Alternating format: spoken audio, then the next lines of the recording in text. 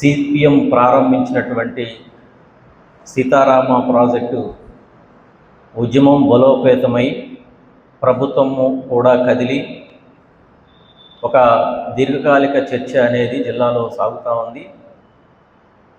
ఈ నేపథ్యాన్ని పురస్కరించుకొని ఈ ప్రాజెక్టు ఉమ్మడి జిల్లా ప్రయోజనాలు అట్లాగనే పాత డిపిఆర్ ప్రకారం మహబూబాబాదు జిల్లా కూడా కొంత ప్రయోజనం కలిపి ఉన్నటువంటి ఒక గొప్ప మంచి ప్రాజెక్టు. ఈ ప్రాజెక్టుకు ఇప్పుడు ఎదురవుతున్న సవాళ్ళు కానీ, ప్రభుత్వాలు అనుసరించే విధానాలు కానీ ప్రజలకు తెలియజేయవలసిన అవసరం సిపిఎం పార్టీగా మా పైన ఉంది. దాన్ని గమనించి గుర్తించినటువంటి సిపిఎం ఉమ్మడి జిల్లా బృందం ఎల్లుండి 18వ తేదీన సీతమ్మ సాగర్ బ్యారేజీ సీతారామ ప్రాజెక్టు కెనాల్ ప్రధాన కేంద్రం అయినటువంటి కుమ్మరగూడెం నుండి సందర్శన చేసి ఇప్పుడు జరుగుతున్నటువంటి పనులన్నింటినీ కూడా పరిశీలన చేయాలి అని ఒక ప్రోగ్రాం నిర్ణయించుకోవటం జరిగింది. కాలువ పొడుగున జులూరుపాడు వరకు 104 కిలోమీటర్ల దూరం ఆ కాలువ ప్రయాణం చేసింది కాబట్టి దాన్ని పర్యటన చేయాలని చెప్పేసి భావించడం జరిగింది.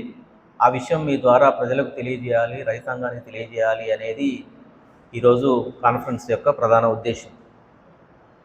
ఇక రెండవది, ఉమ్మడి జిల్లా ప్రయోజనాన్ని దృష్టిలో పెట్టుకొని ఎలినో ప్రభావం నుండి రైతాంగాన్ని రక్షించడం కోసం ఉభయ జిల్లాలకు నీరు అందించడానికి మేము సీరియస్ ప్రయత్నం చేస్తున్నామని మంత్రులు పదే పదే చెబుతున్నారు.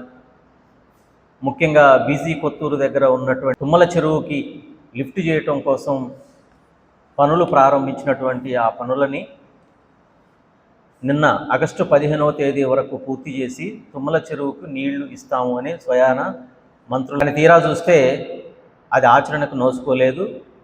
వారే నిన్న స్వయంగా మళ్ళీ అక్కడికి వెళ్ళి అక్కడ విజిట్ చేసి ప్రకటించాడు, ఈ నెల చివరికన్నా పూర్తి చేయండి అని చెప్పేసి. అంటే ఇప్పటికే రైతాంగం, ప్రభుత్వం, అధికారులు, మంత్రులు చెప్పినటువంటి మాటలు విశ్వసించి అశ్వాపురం మండలంలో తుమ్మల చెరువు పరివాహక ప్రాంతంలో ఉన్నటువంటి రైతాంగం నార్లు పోసుకున్నారు. చెరువులకు అనుసంధానం చేస్తాము, ఈ జిల్లా కూడా నీళ్ళు ఇస్తామన్న మాట విశ్వసించి వివిధ మండలాల్లో పాల్వంచ రూరల్ కానీ, ములకలపల్లి కానీ, జులూరుపాడు కానీ, చండ్రుగొండ కానీ, అన్నపరెడ్డిపల్లి ఈ రైతులంతా కూడా నార్లు పోసుకొని ఎదురు చూస్తున్నటువంటి తరుణం. ఇప్పుడు ఆ నార్లు ఎండిపోతూ ఉంటే ఇటు నీళ్లు రాక, అటు నార్లు ఎండిపోతూ ఉంటే చూడలేక రైతులు తీవ్ర మనోవేదనకు గురవుతున్నటువంటి సందర్భం ఇప్పుడు మన కళ్ళ ముందు ఉంది.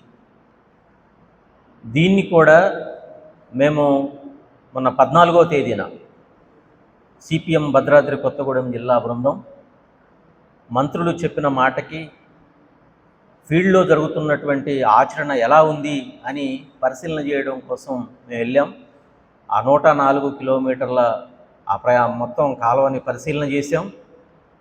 వారు చెప్పిన మాటలు ఎంతవరకు వచ్చినాయి ఏమిటి అని అన్నప్పుడు మేము ఇందాక నేను చెప్పినట్టుగా 2025లో ఫిబ్రవరి, మార్చి, ఏప్రిల్ ఆ మాసాల నుండి మేము మొదలుపెట్టి చేసినటువంటి ఆ ఉద్యమం ఫలితంగా స్వయాన మంత్రి గారే, లేదు ప్రాజెక్టు కాలువకి కొన్ని ఆటంకాలు ఉన్నాయి, అవి పూర్తి కాకపోయినా చెరువులకు అనుసంధానం చేస్తాం, డిస్ట్రిబ్యూటరీ కెనాల్స్కి భూమి సేకరణ చేస్తాం, ఆ రకంగా మేము ఈ నీరు ఉభయ జిల్లాలకు అందించే కృషి చేస్తామని చెప్పారు.